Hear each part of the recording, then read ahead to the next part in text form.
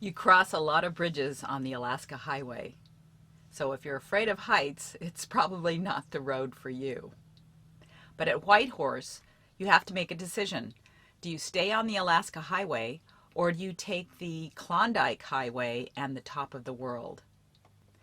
The road is paved to Dawson City, but once you leave Dawson City and you've crossed the river, then it's about 40 or so miles of gravel.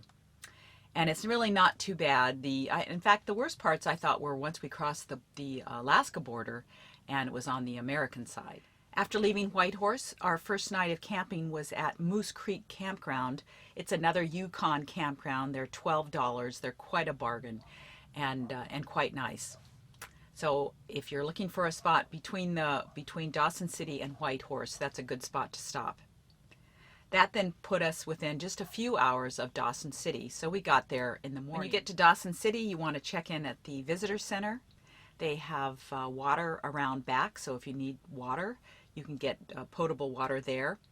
And you can get all of the ins and outs of the town. You can explore the old buildings, take pictures, go to the museum. There's lots of things to do in Dawson City.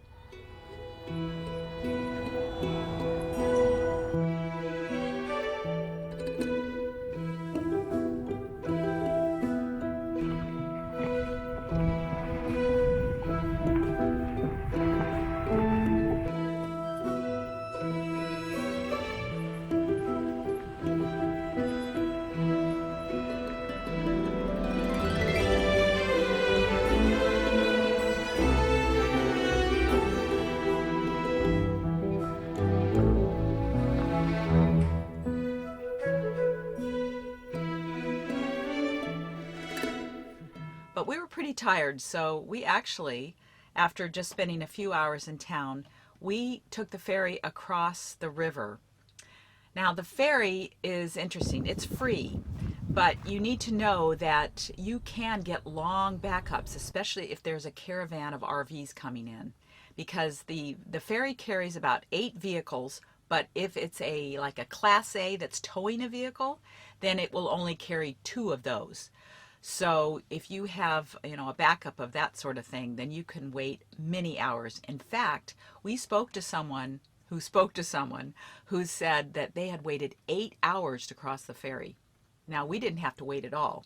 So you might want to kind of keep your eye on the line, and if it gets to be long, you may want to spend more time in town, or if your line is short, then we recommend you go across the river and get a campground across the river at the Yukon River campground, because it's just within a 5-minute walk of the ferry, and then you leave your RV at the campground and then you can walk to the ferry and take the ferry across. And again, it's free and it's just right in town.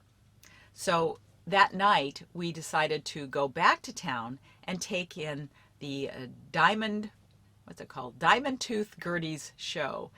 And I'm so glad we did.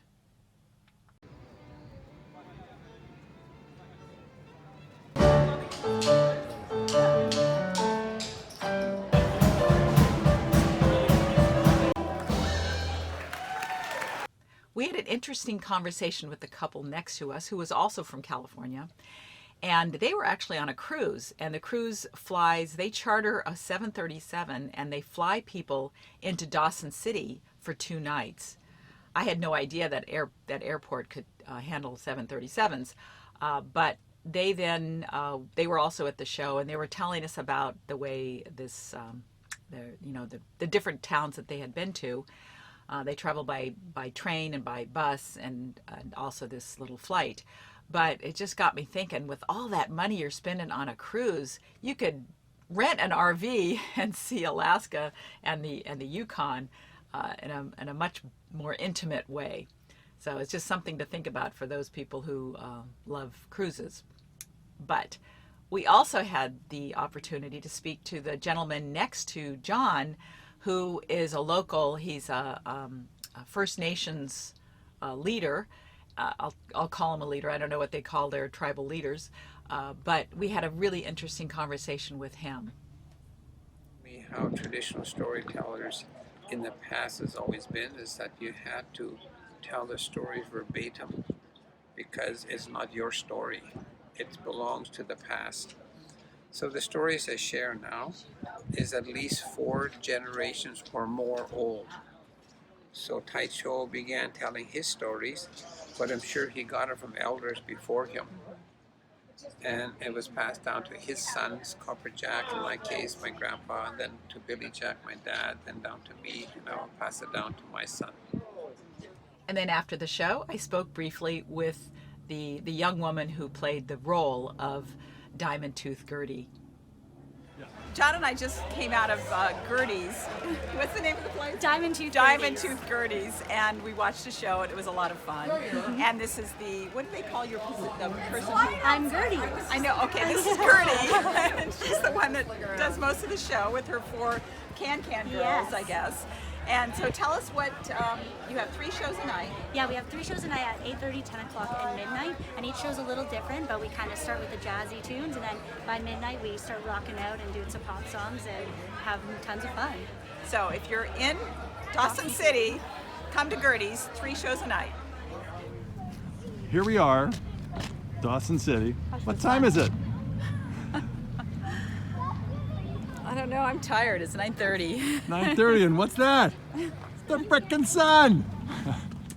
So the Klondike Highway basically ends at Dawson City, and then they changed the name of the highway to the Top of the World.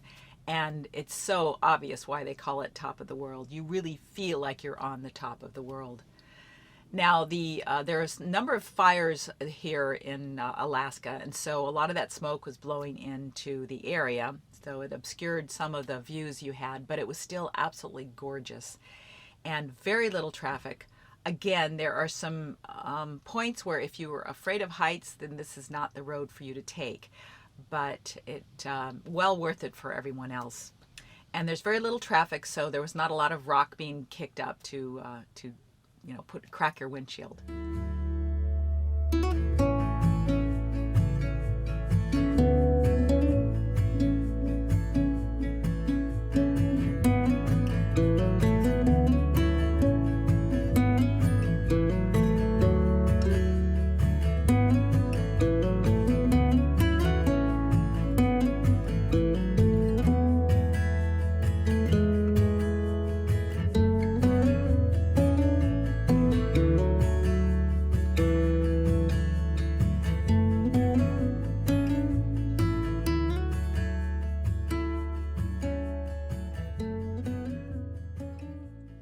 The Top of the World Road is also the one of the border points to get into Alaska, and it's a population of 3 apparently at the border crossing. But here's the audio of our border crossing. It says 11:44. It's now 10:44.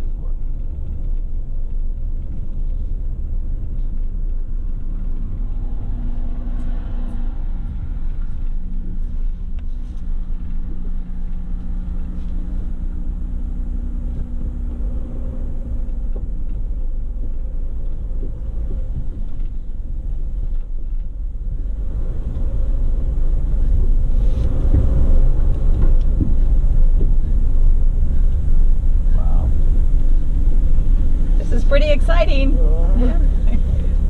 Where'd we start out? California, Which part? Huntington Beach. You know where that is? Yeah, but this is nothing like it. Did you see the caribou coming out? Yes, we did. That was amazing.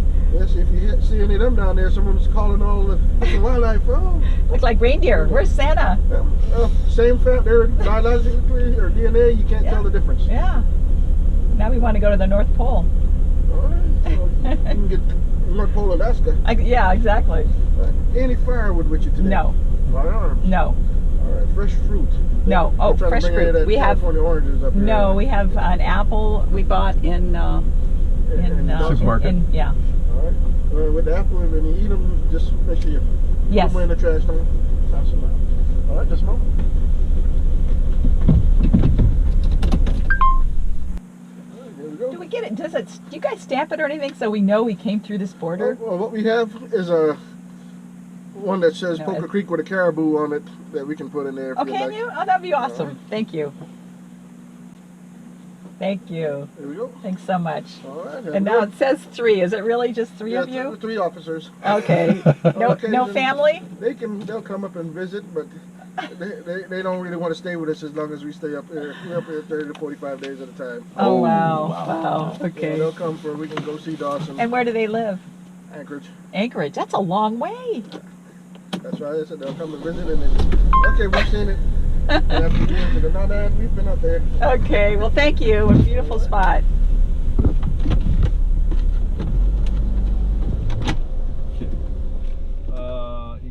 Just before we got to the border, though, there was a small herd of caribou that crossed the road. And I'm so sorry I don't have any better footage of it. I just have the GoPro camera because, you know, operator error, you think you're recording something and you're actually taking a photograph. So I just have that. But it sure was exciting to be greeted by caribou as we entered Alaska.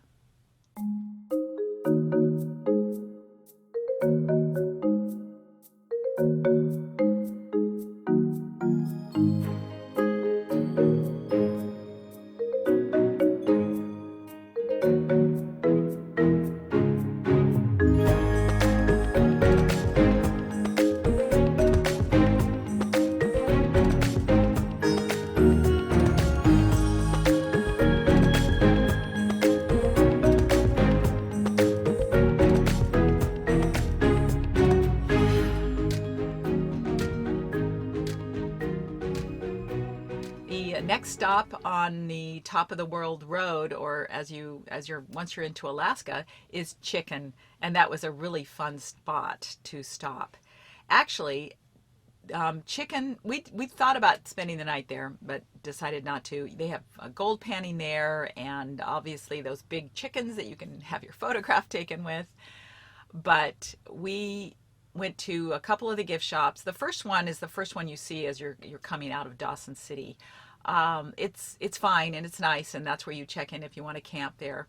That's one of the campgrounds. But I recommend you go to the road that takes you down into kind of the town, and there's a really nice gift shop there that had the most unusual gifts and something I hadn't seen on our entire trip. There were really nice things. They had done a really good job. And so I recommend you stop there. They also have a campground, and they have one of those giant things that they used for gold mining, and that was interesting as well. And you can actually take a tour of it if you're there in the morning. So Chicken is a nice spot to stop. But we didn't stay there. We decided to continue on to try to find cellular service because Alaska is an AT&T town, not Verizon.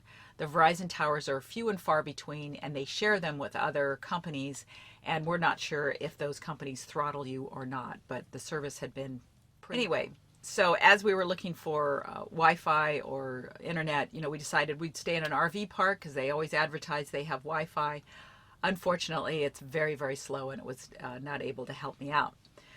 But we did have a good stop in Tok because we decided to the RV park where we went actually rents cabins.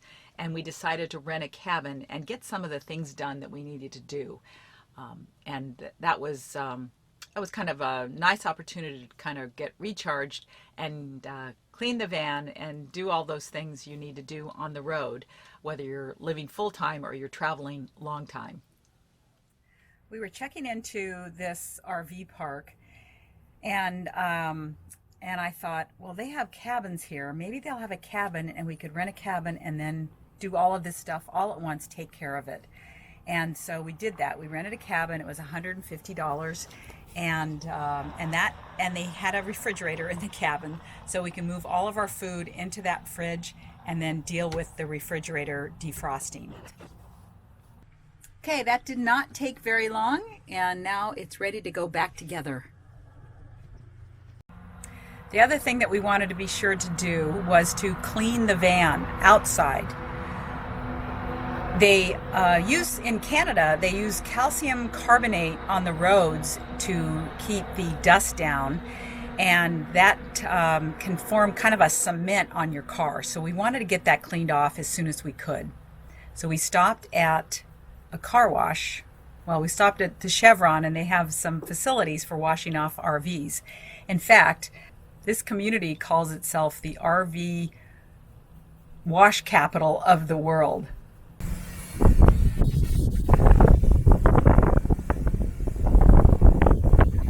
This was also a good time to take everything out and to kind of get reorganized and put things back where they belong. And we've got dirt everywhere, in the front mats, in the back. Everything's pretty much a mess, and so it's really nice to be able to just take it all out and kind of start fresh. And if we wanted to, we could even get our windshield fixed here. But the end of the Alaska Highway is at Delta Junction, and that's where you can stop and get your picture taken with these giant mosquitoes. How appropriate. The woman in the visitor center was really helpful. She let us sign on to Wi-Fi so we could check messages. But that's the end of the highway, and so that's where I'm going to end this video. And thanks for watching. Keep your questions coming. I will try to get to a video where I can answer more of your questions in depth and continue to give you some content that's relevant to this journey to Alaska. Thanks for watching. Oh, maybe. Where's the ice cream? Got a bit of a Pleasure Way rally going here.